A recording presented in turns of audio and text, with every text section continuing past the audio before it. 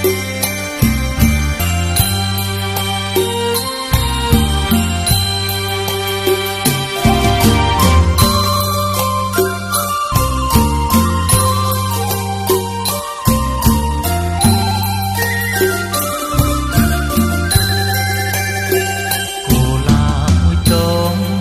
ោមយំដល់ដាច់ស្រយា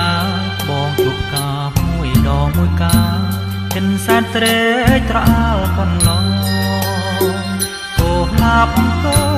ចោលពីដោដូចការទាំងពួងបានគុនហើយចង់គុនប៉ុនដងមិនចិនណា